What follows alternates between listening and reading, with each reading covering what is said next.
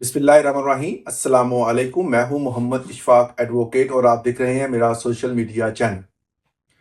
आज हमने बात करनी है कि मुश्तरका जायदाद में से अगर कोई भी बंदा अपना हिस्सा या अपने हिस्से से ज़ायद जो है किसी भी औरत को दुराने निकाह जो है वो हक महर में लिख देता है, तो इसके हवाले से कानूनी नुक्ता नज़र क्या है।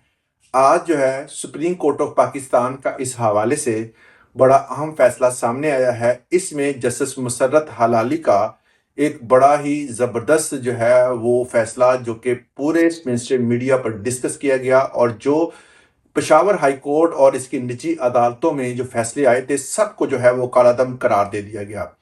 सुप्रीम कोर्ट ने इस हवाले से बाकायदा इस फैसले में ये लिखा है कि अगर कोई भी बंदा अपनी मुश्तरका जायदाद, वो जायदाद जो उसके वालिद के नाम पर है और वो वरासत में उसको हिस्से में मिलनी है, और वो उस वरासती जायदाद को अगर अपनी बीवी के हक महर में लिख देता है और वो अपने जो उसका वरासती हक है उससे ज़ायद लिख देता है, तो इस सूरत में कतई ये मुमकिन नहीं है कि वो सारी की सारी जायदाद जो है वो हक महर में उस औरत को मिल जाए। ये केस जो है वो पेशावर हाई कोर्ट से सुप्रीम कोर्ट ऑफ पाकिस्तान में पहुंचा। पेशावर हाई कोर्ट ने औरत के हक में फैसला सुनाया था और इसी को जो है वो आगे अपील में सुप्रीम कोर्ट ऑफ पाकिस्तान में किया गया।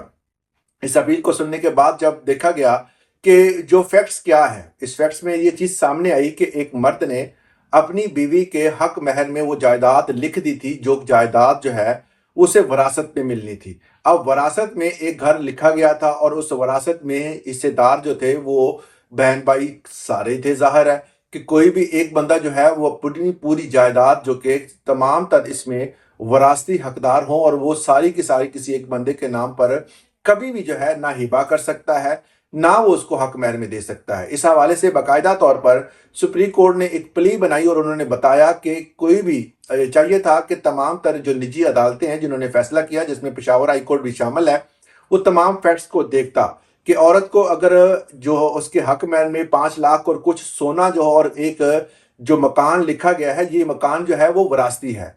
अगर वरासत के हकूक को मद्देनजर रखा जाता तो कभी भी यहाँ तक आने की नौबत ना पड़ती। वरासती हकूक ये कहते हैं कि अगर कोई भी बंदा जो है उसको वरासत में कुछ मिला है तो उसके तमाम वरासत की जो है वो तकसीम पहले होनी चाहिए। तकसीम के हवाले से कानून मौजूद है। उस कानून के मुताबिक जो है जो हिस्सा उसका बनता है वही जो है वो वरासत में आगे जो है वो मुंतकिल होगा, और वो बंदा जो है वो अपना हिस्सा ही, सिर्फ अपना हिस्सा, बाकायदा इस चीज़ पर जोर दिया गया कि वही जो है वो आगे अपनी बीवी को हक महर की नीयत से दे सकता है। जहां पूरा घर दे दिया गया, लिहाजा ये फैसला जो पेशावर हाई कोर्ट से किया गया था वो कालादम करार देते हैं, और जो उसका हिस्सा बनेगा उसी में से कुछ अमाउंट जो है या उसका कुछ पोर्शन जो है वो उसके नाम पर ट्रांसफर होगा। इस हवाले से मुकम्मल तौर पर जो है वो पेशावर हाई कोर्ट और इसकी निजी अदालतों के तमाम तर जितने फैसले थे उनको कलदम करार दिया गया।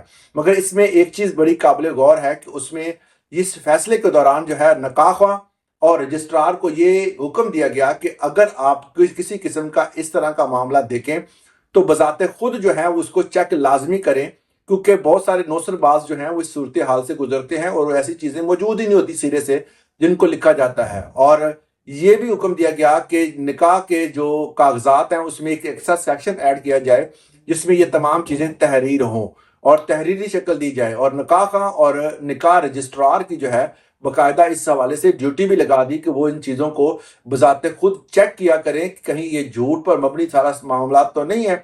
इस फैसले के बाद एक चीज़ तो क्लियर हो गई कि हक महर में हर चीज़ लिखी हुई आपको नहीं मिल सकती। जो चीज़ उस बंदे के नाम पर होगी वही चीज़ आपको मिलेगी। विदाउट इसके अगर आप कोई भी वरासत, कोई भी ऐसी चीज़ जो कि उसके पास मौजूद ही नहीं है, उसके वालिद के पास मौजूद है, तो वो आपको हक महर में नहीं मिल सकती। इसलिए बहुत सारे जो है वो लोग ये कहते हैं जी इसके वालिद के नाम पर इतनी प्रॉपर्टी है, इसके वालिद के नाम पर फलां है, तो ये प्रॉपर्टी जो है वो आप मेंशन कर दें जो कि हक महर है, तो उसमें जो अदा कर देंगे। अगर वो इस तरह का केस बनता है तो वो इन फ्यूचर जो है वो अदा करने का पाबंद नहीं होगा, क्योंकि उसके नाम पर कुछ है ही नहीं।